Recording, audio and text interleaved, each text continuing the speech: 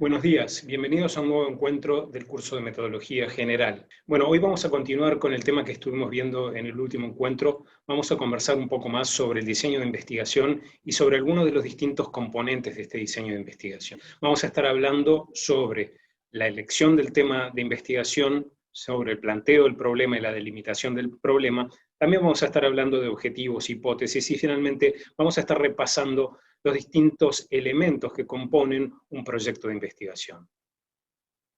Antes de comenzar con el tema de hoy, vamos a repasar brevemente qué entendemos por investigación. Como vimos en el encuentro pasado, podemos considerar la investigación como aquel conjunto de decisiones y prácticas por las cuales conocemos situaciones de interés, es decir, distintos aspectos de la realidad, ¿sí? Y cuya definición y delimitación forma parte del proceso de investigación propiamente dicho, es decir, de estas decisiones y prácticas. Y quiero destacar aquí nuevamente el término de decisiones, porque vamos a ver que en la delimitación del problema va a haber una serie de decisiones, ¿sí? Decisiones metodológicas que van a tener un fuerte impacto sobre la investigación. Cuando hablamos de una investigación, tenemos que definir un tema de investigación.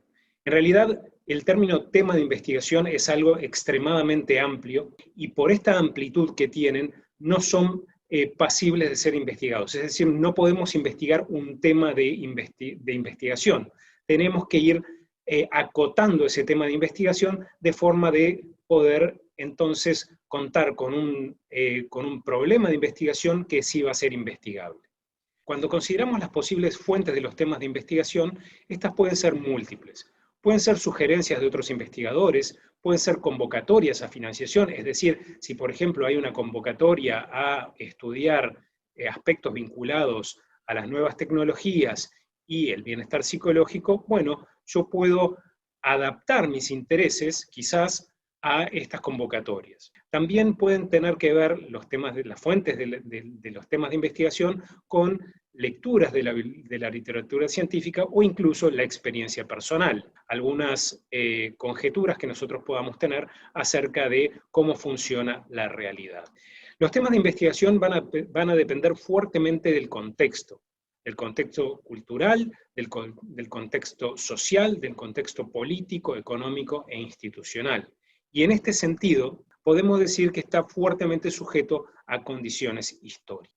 Entonces, en la delimitación del problema de investigación, vamos a ir pasando de un tema de investigación que es algo muy general a un problema de investigación que es mucho más específico. Vamos a ir haciendo un recorte. Por ejemplo, en este ejemplo, valga la redundancia, que habíamos hablado de las nuevas tecnologías y el bienestar psicológico, eso podría ser el tema de investigación, y si hablamos de un problema de investigación, podría ser el uso problemático de algunas redes sociales, por ejemplo, Instagram, y la autoestima. Sabemos, por ejemplo, que en Instagram es frecuente publicar fotografías, ¿sí? Y esas fotografías pueden estar relacionadas con ciertos patrones de belleza hegemónicos, predominantes, y eso puede tener un impacto sobre la autoestima de la persona. Entonces aquí ya vamos acotando mucho más ese problema de investigación y por lo tanto ahora va a poder ser investigable. En esta delimitación del problema de investigación se ponen en juego saberes tácitos y la experiencia. ¿Qué son los saberes tácitos? Los saberes tácitos son algunos saberes que no han sido formulados explícitamente, pero sin embargo son saberes que juegan un rol muy importante en nuestra visión de la realidad. Entonces, en este tránsito desde el tema de la investigación hacia el problema de la investigación, va a haber muchos factores que van a tener una influencia. Y en este sentido van a influir fuertemente lecturas que nosotros hayamos hecho, lecturas de la literatura científica, entrevistas con referentes, ¿sí? Pueden haber también aspectos de la experiencia personal, y estas indagaciones, estas diferentes indagaciones, van a ir permitiendo identificar algunos aspectos específicos, problemáticos de ese tema de investigación que nos interesaba previamente, y entonces se va a ir delimitando ese tema de ese problema de investigación de forma mucho más específica. Se va a ir haciendo un recorte. En la medida que nosotros vamos progresando con estas indagaciones, vamos a ir constituyendo lo que denominamos el estado de la cuestión. Es decir, vamos a ir delimitando ese problema con algunas definiciones específicas, con algunas preguntas específicas. En esta diapo entonces podemos ir viendo esta transición que íbamos diciendo, ¿sí? Desde un tema de investigación general, que a través de diferentes indagaciones preliminares iba constituyendo un estado de la cuestión, que resultaba finalmente en la delimitación del problema. Una vez que nosotros hemos delimitado el problema, debemos entonces definir cuáles son nuestros objetivos. A través de los objetivos, entonces, estamos expresando la intención de abordar el estudio de un determinado recorte de la realidad, ¿sí? De un determinado recorte de la realidad en un determinado tiempo y espacio. Y bueno, y de alguna forma estos objetivos que nosotros nos planteamos son inherentes a las preguntas de investigación que nosotros nos formulamos. Entonces, dicho de otra forma, estos objetivos están implícitos en las distintas definiciones teóricas y metodológicas que nosotros fuimos adoptando. Los objetivos van a presentar diferente nivel de articulación, por lo tanto, en algunos casos vamos a poder formular hipótesis de trabajo, mientras que en otros casos simplemente vamos a formular los objetivos de investigación. Las hipótesis son conjeturas sobre la realidad que nosotros establecemos en el diseño de una investigación. Y estas hipótesis pueden tener distintos tipos de formulaciones. Pueden ser declaraciones condicionales, como vemos en la diapo, ¿sí? Establecer que si ocurre un fenómeno X, ocurrirá un fenómeno Y. Pueden tener también la forma de funciones matemáticas, y aquí vamos a establecer cómo se vinculan matemáticamente dos variables, por ejemplo, o pueden ser también declaraciones continuas, en el sentido de que a mayor X, mayor Y, o también declaraciones diferenciales, que dos eventos o dos aspectos de la realidad son diferentes entre sí. Otro aspecto importante en el diseño de una investigación es la operativización de las variables o la operativización de aquellos aspectos de la realidad que queremos estudiar. Como habíamos dicho anteriormente, en las ciencias sociales y en particular en la psicología, muchas de las definiciones o de los conceptos que utilizamos son definiciones conceptuales que son muy abstractas y por lo tanto muy difíciles de medir. Y en este sentido va a ser importante este proceso que denominamos operativización. En el ejemplo que veníamos hablando, estábamos hablando, por ejemplo, de la autoestima. ¿Cómo vamos a medir esa autoestima? Bueno, una de las posibilidades que tenemos para medir la autoestima, ¿sí? Una de las posibles operativizaciones que tenemos de la autoestima es aplicar un determinado cuestionario que va a medir, que nos va a dar un puntaje en relación a la autoestima de esa persona. ¿Es este puntaje, es esta valoración de la autoestima 100% equivalente o representa absolutamente el constructo teórico de la autoestima? No, es una operativización de la misma, con todas las ventajas y limitaciones que esto significa. Entonces, también en este proceso de operativización debemos tener muy claro cuáles son nuestras unidades de análisis. En el caso de la psicología, generalmente las unidades de análisis son los sujetos, las diferentes personas. Aunque no siempre es así, nosotros podríamos hacer un estudio documental sobre la representación de la infancia en la prensa, y en ese caso las unidades de análisis podrían ser los diferentes noticieros o los diferentes diarios o revistas. Entonces, es importante en el caso de las unidades de análisis definir claramente cuáles son y también establecer diseños de inclusión y exclusión claros. Por ejemplo, yo puedo decir que quiero estudiar el impacto del uso de las redes sociales en la autoestima, en el ejemplo que veníamos viendo, en adolescentes de Uruguay o en adolescentes, por ejemplo, podría ser urbanos y rurales. Entonces, aquí voy haciendo esa delimitación, ¿sí? Esa operativización de las unidades de análisis también. En el ejemplo que estábamos considerando anteriormente, el estudio del impacto del uso de las redes sociales sobre la autoestima en adolescentes, nosotros no podríamos relevar todos los adolescentes del Uruguay. Entonces, vamos a tener que seleccionar una muestra de estos adolescentes. Ahora, para que nuestra investigación sea sólida desde el punto de vista metodológico, debemos definir claramente cuáles son nuestros criterios de selección de la muestra.